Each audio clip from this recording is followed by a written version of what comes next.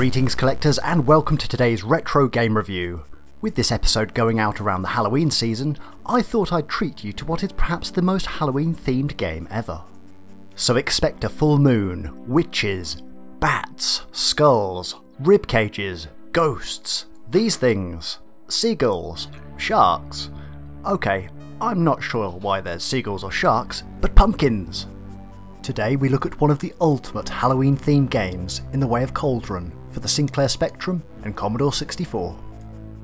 For full disclosure, you're going to see some absolutely terrible gameplay from myself in this episode. Feel free to hassle my skills in the comment section. As such, you'll also see a lot of cheating in the way of unlimited health and lives cheats. After all, it was the 80s. Cauldron was released back in 1985 by British software house Palace, who are perhaps best known for their 1987 release of Barbarian. Prepare to die.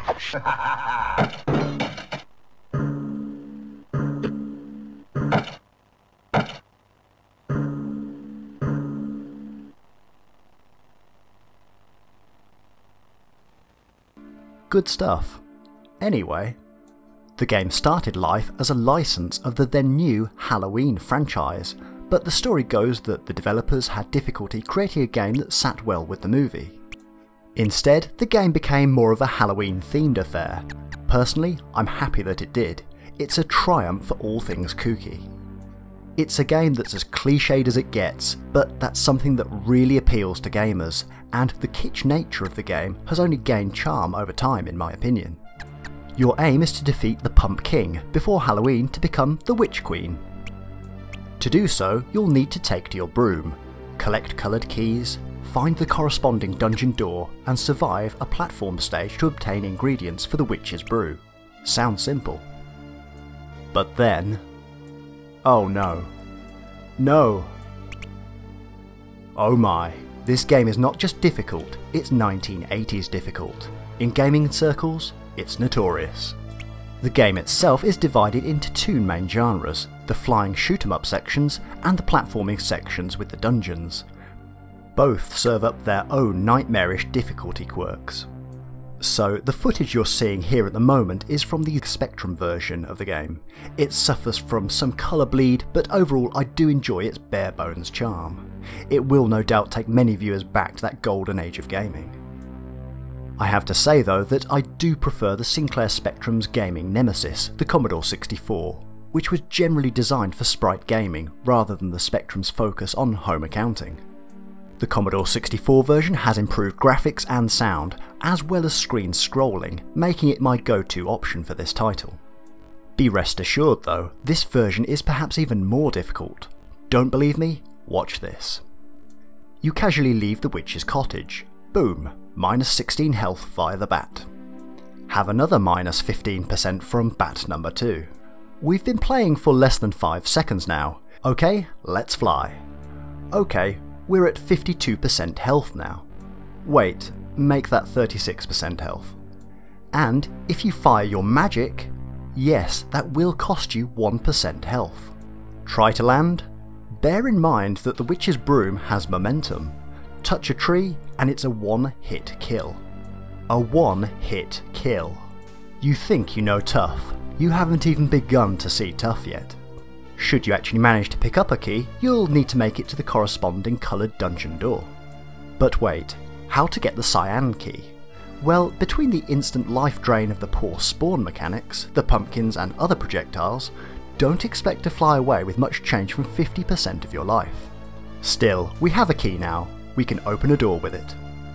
So, you'll remember where you saw that door and fly back via the ocean.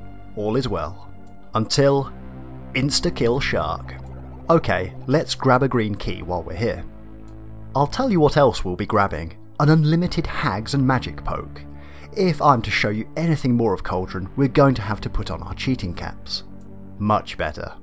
So, find a door and open up a world of ghoulish platforming. Okay, to the easiest ingredient in the game, the frog. Simply jump over the platforms, collect it, and... damn it! Welcome to Cauldron platforming. That's right, it's one of those classic pixel-perfect platforming affairs where you have to know exactly where the edge of the platform is. Now this brings back memories.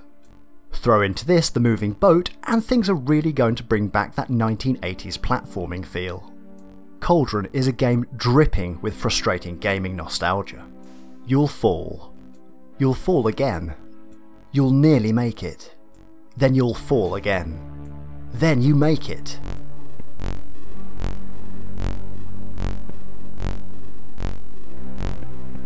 But you have to know about the cheap deaths of where the platforms are on the next screen. But make sure you don't slip. So I need to get down. Perhaps a leap of faith.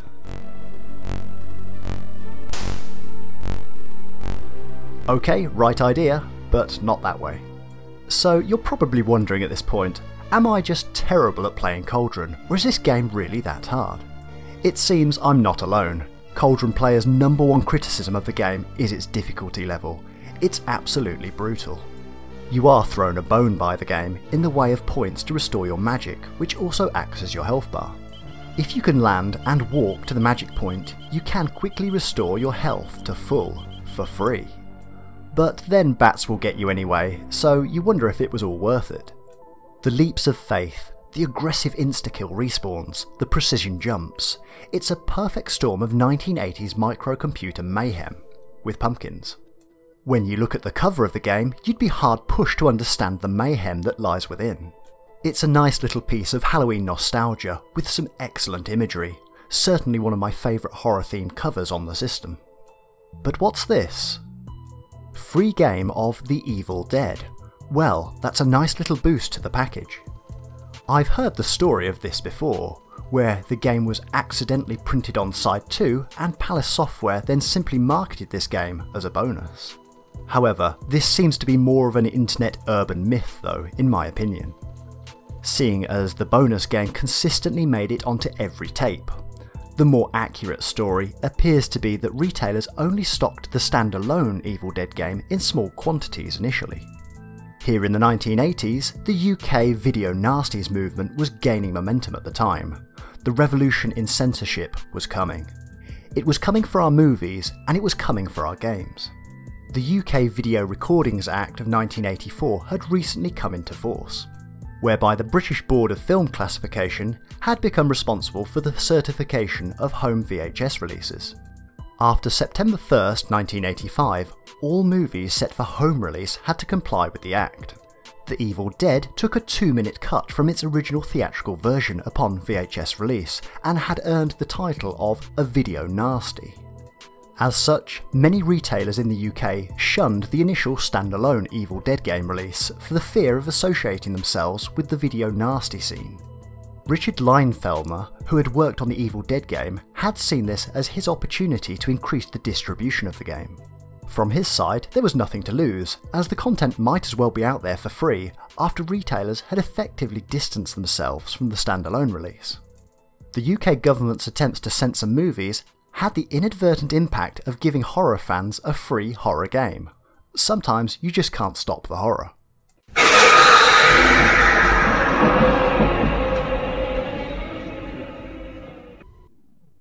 The real horror though lay in Cauldron's execution. Since the game was tested in parts, the overall difficulty level was underestimated by the developers. Rather than being tested end to end, it's been noted that parts of the game were tested in isolation, therefore the overall difficulty not fully recognised before release. If you do play this one, expect a very challenging Halloween.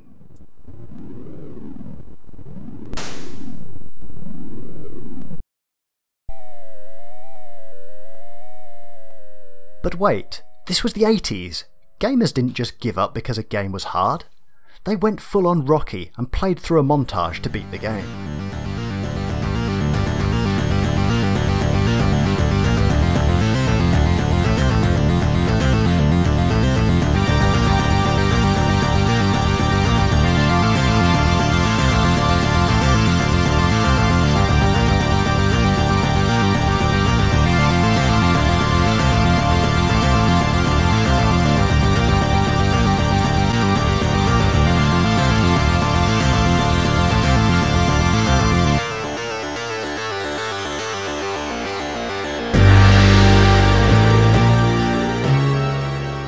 You see, I've told you about how difficult this game is, but that is most definitely a good thing.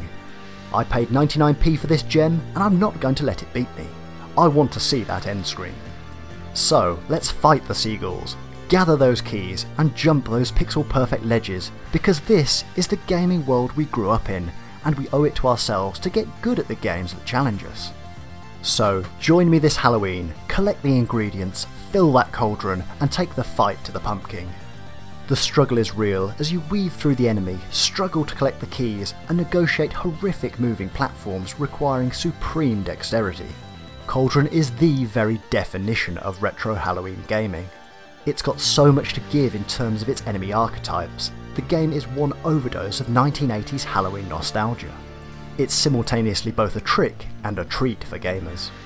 When this one comes knocking, open the door, even if it's just for one night. Until next time, enjoy some spooky gaming.